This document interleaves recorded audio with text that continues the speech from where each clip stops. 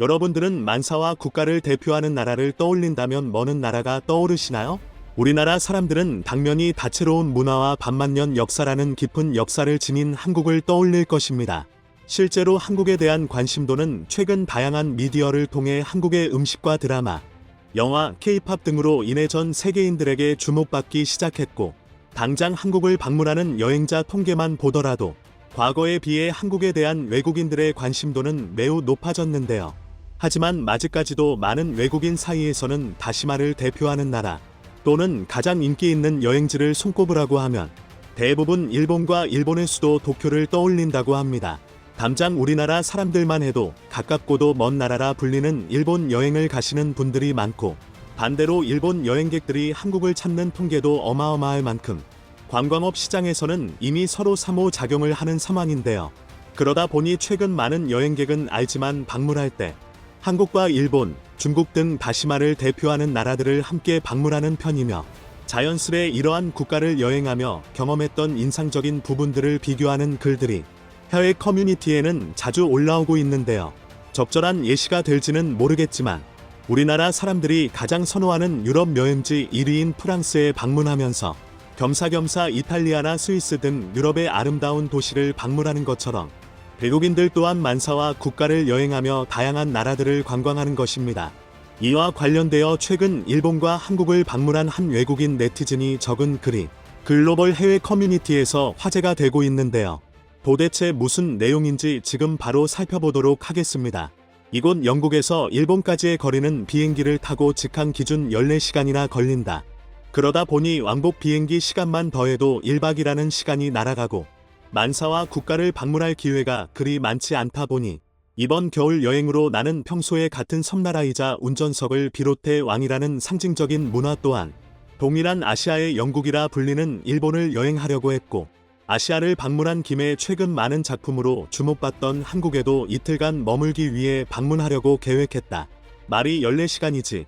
14시간의 비행은 키가 181cm 정도의 몸무게 100kg 가까이 되는 내 입장에서는 정말 비즈니스석이 아닌 다음에야 다시는 못할 것만 같았던 시간이었는데, 의외로 일본에 도착했을 때 일본인들의 신장이 아주 왜소해서 내가 눈에 띄는 입장이다.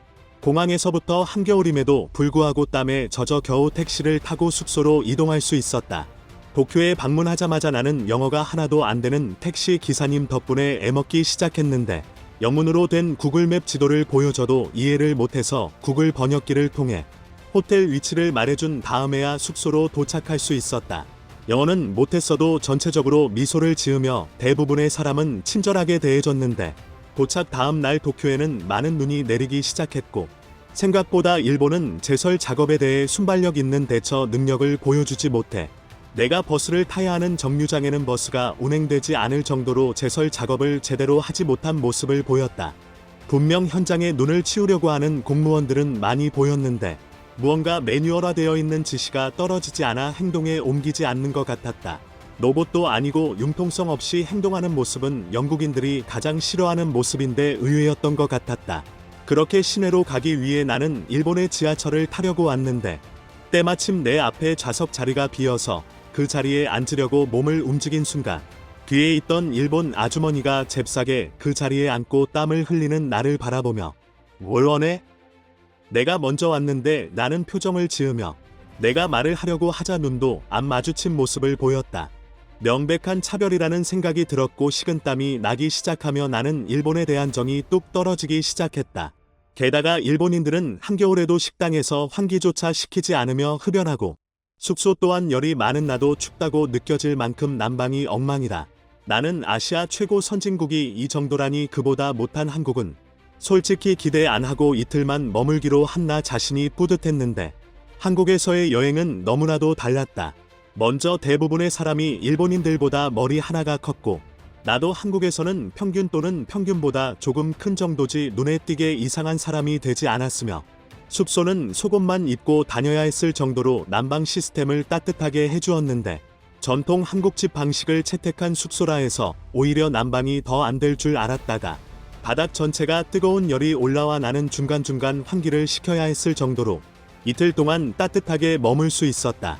한국의 기온은 일본보다 더 추웠고 눈도 많이 왔었는데 눈이 오자마자 한국인들은 아주머니 아저씨 할 것 없이 눈을 삽으로 퍼 나르기 시작했고, 잠시 후 군인들이 동원되어 무슨 기계처럼 순식간에 제설 작업을 펼치기도 했는데, 신기하게도 도로 한가운데 자동차들이 다니는 길에는 눈이 내려도 쌓이지 않아 알아봤더니 도로 안에 열선이 들어가 있어 일본인들과는 전혀 다른 융통성을 보여줘 깜짝 놀랐다. 말 그대로 드라마에서나 보던 빨리빨리 행동하는 한국인들의 행동은 영하 5도의 추위인 대낮부터 이뤄지던 일상이었다. 출근을 위해 대중교통을 이용하는 한국인들은 질서 있게 줄을 섰고, 버스에 타자 덩치가 있어 사람들의 길을 막고 땀을 흘리는 내게 친절하게 자리를 내준 한국인의 친절 또한 일본과는 전혀 다른 모습을 보여주었다.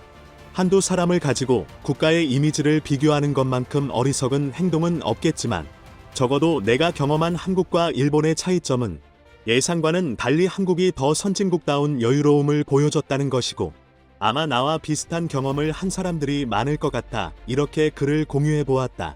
한국인들의 친절함과 겨울을 보내는 한국의 다양한 인프라는 많은 외국인에게 문화적인 충격을 반겨주었는데요.